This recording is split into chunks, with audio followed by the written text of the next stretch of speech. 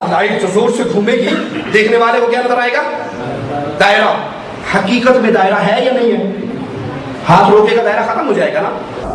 یہ حضرت مجدد الفسانی رحمۃ اللہ علیہ نے یہ اختیار فرمائی ہے کہ آپ ایک لکڑی لیں، اس کے ایک سرے پر کپڑا باندھ دیں، اس میں آپ مٹی کا تیل ڈالیں، آگ دکھائیں، شعلہ بن گیا. ایک شعلہ جوالہ آپ کے پاس ہے. اس لکڑی کو تیزی کے ساتھ ایک دائرے میں حرکت دیں گے تو دیکھنے والوں کو ایک آتشی دائرہ نظر آئے گا. نظر آ رہا ہے، محسوس ہو رہا ہے، لیکن سب جانتے ہیں کہ ہے نہیں. ہر چند کہے کہ ہے نہیں ہے. بس اسی درجے میں یہ کائنات ہے، اس کی کوئی حقیقت نہیں ہے، وجود صرف اللہ کا ہے.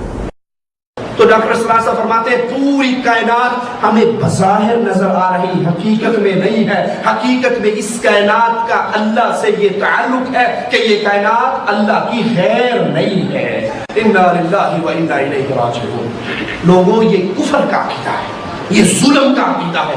اللہ نے اپنی مخلوق پیدا کی، آسمان زمین اللہ کی مخلوق ہے، یہ اللہ نہیں ہے. اسی کتاب کے صفحہ 43 پر کہتے ہیں، 53 پر کہتے ہیں، انسان کا ظاہر عبد ہے، باطن حق ہے. بظاہر انسان ہے، حقیقت میں وہ اندر سے بھی اللہ ہے. اتو بندہ ہے وچو وچو. چاچڑ وانگ مدینہ ڈسے کوٹ مٹھن بیت اللہ، ظاہر دے وچ پیر فریدڑ، باطن دے وچ اللہ. وہی جو مستوی عرش کا خدا ہو کر اتر پڑا مدینے میں مصطفیٰ ہو کر. چاچڑ وانگ مدینہ ڈسے. پاکستانیوں بڑا اچھا شعر ہے، غور سے سمجھنا.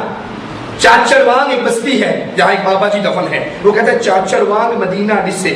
جس طرح مدینہ کی عزت ہے اسی طرح ہماری اس بستی کی ہے. کوٹ مٹھڑ بیت اللہ، اس سے بڑا پیر کوٹ مٹھڑ بستی میں دفن ہے. کہا جیسے تمہارے لیے بیت اللہ ہے ویسے ہمارے لیے کوٹ مٹھڑ ہے. کوٹ مٹھڑ میں بابا فرید صاحب ہے. کہتے ہیں ظاہر دے وچ پیر فریدڑ.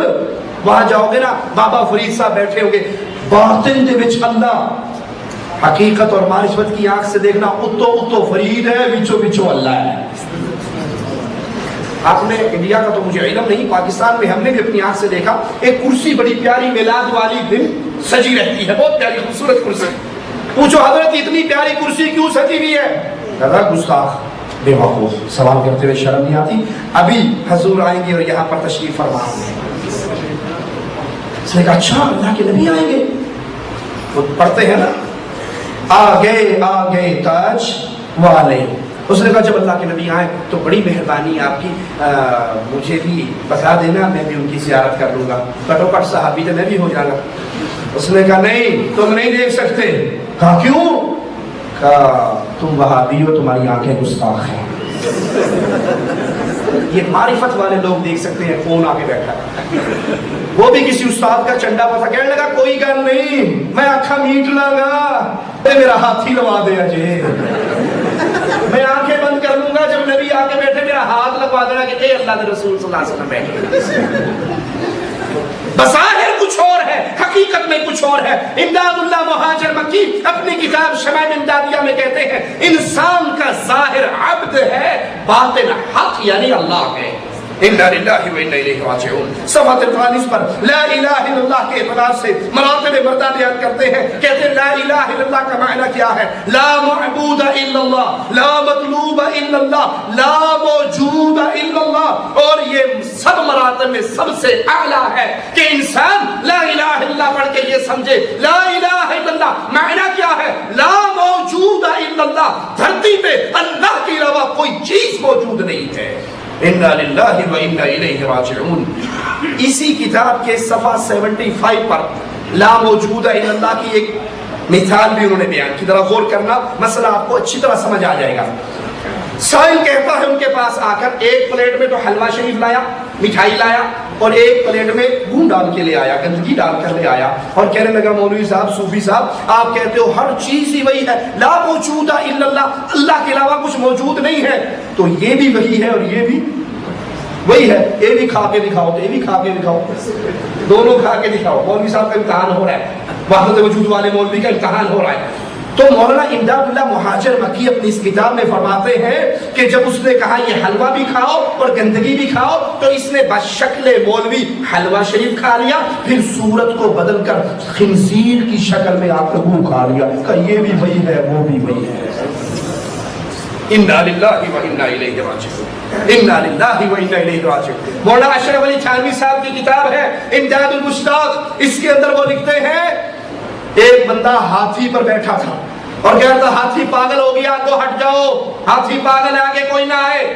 تو آگے سے ایک صوفی یہ لا موجود الا اللہ والا کہنے لگا خدا کو خدا سے کیا ڈر ہے، وہ بھی وہی ہے میں بھی وہی ہوں، مینوں کیوں ڈراندے ہو؟ ہاتھی نے آ کے سونڈ میں لے کے پٹک کے مارا، کہا چل ایک خدا سے کٹ ہویا۔ یہ کفر کا عقیدہ ہے اس دھرتی پہ، اللہ الہ ہے، باقی پوری کائنات میرے رب کی مخلوق ہے، وہ اللہ نہیں ہے۔ مولانا اشرف علی تھانوی اپنی اس کتاب امداد المشتاق کے صفحہ 73 پر لکھتے ہیں کہ انی انا ربک، موسیٰ علیہ السلام کو جو آواز آئی تھی انی انا ربک، بے شک میں تیرا رب ہوں، فخلا علیک، اپنے جوتے اتار دے۔ جو طور پہ موسیٰ کو آواز آئی تھی وہ اللہ نے آواز نہیں دی تھی بلکہ موسیٰ کے اپنے جسم میں سے آواز آئی تھی۔ ہر بندے کے اندر یہ آواز موجود ہے، یہ موسیٰ علیہ السلام کے اپنے جسم کے اندر سے آواز آئی، اس کے باطن سے آواز آئی۔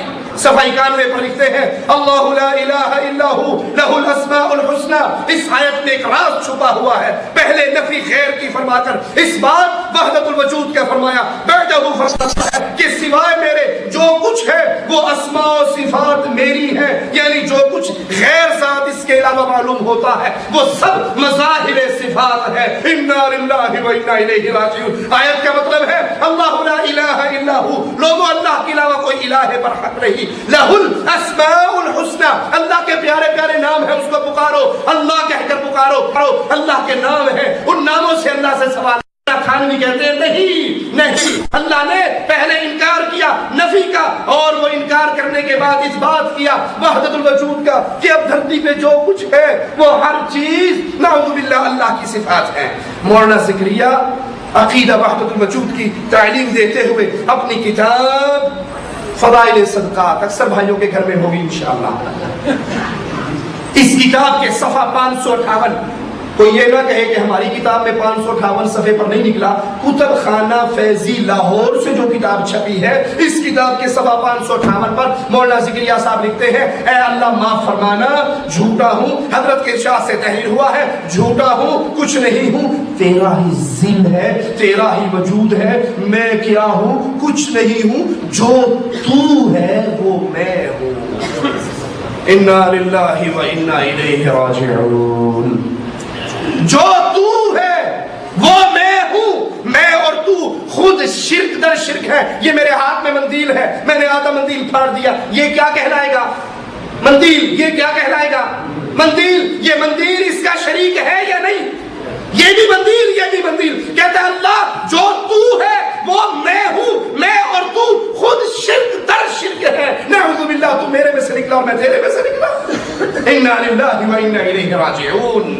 اللہ کے بندو اور رب کی توحید کا سمجھنے والوں اور محمد کریم کا کلمہ پڑھنے والوں، شرک ایسا جرم ہے، شرک ایسی لعنت ہے، شرک ایسی خباثت ہے، 1 کلو دودھ کے اندر 2 قطرے پیشاب ڈال دیے جائے تو کوئی پینے کے لیے تیار نہیں ہوتا۔ زمین و آسمان دھرتی کا غیر نیکیوں سے بھر رکھو، ایک مرتبہ رب کے ساتھ شرک کیا تو ساری نیکی برباد ہو کے اللہ جہنم میں پھینک دے۔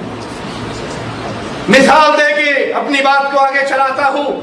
ایک عورت اللہ کے لیے اعلیٰ مثال سمجھانے کے لیے عرض کر رہا، ایک بیوی اپنے خاوند کی بڑی عزت کرتی ہے، ایک بیوی اپنے خاوند کی بڑی خدمت کرتی ہے، اس کی بڑی عزت کرتی ہے، وہ اس کی نیکیوں کو بڑا یاد کرتا ہے، اس سے غلطی ہو جائے تو معاف بھی کر دیتا ہے۔ مثال کے طور پہ بندہ گھر آیا، اس نے کہا روٹی لے کر آؤ، اب بیگم نے سالن روٹی جو رکھی، پہلا لقمہ لگایا تو اس کی سیٹی نکل گئی، اتنی مرچیں تھی، مرچیں پوری حساب سے ڈلے، اللہ ہی ڈلوائے، ویسے تو اکثر ہی نون مرچ اوپر ہو جاتا ہے، اتنی مرچیں، کیا جی معاف کر دو، غلطی ہو گئی، بھول گئی، معاف کر دو، بے دھیانی میں ڈل گئی ہوگی، کیا معاف کیا، جوتے لے کر آؤ، جی معاف کر دو میں پالش نہیں کر سکی, بچے رو رہے تھے جا معاف کیا, کپڑے لے کر آؤ, جی معاف کر دو میں استری نہیں کر سکی, معاف کر دو گھر میں صفائی کرنی تھی, جا معاف کیا, ساری غلطیاں گنوا رہی ہے, معافی مانگ رہی ہے, وہ معاف کر رہا ہے.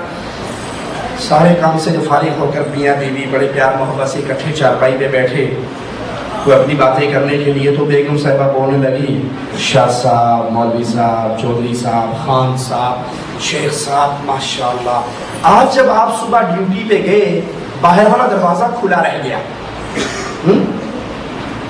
میری اچانک نظر اٹھی تو میں نے باہر دیکھا ایک نوجوان گزر رہا تھا. کیا پیارا نوجوان تھا, کیا خوبصورت شکل تھی, کیا اس پہ رنگ و روپ تھا.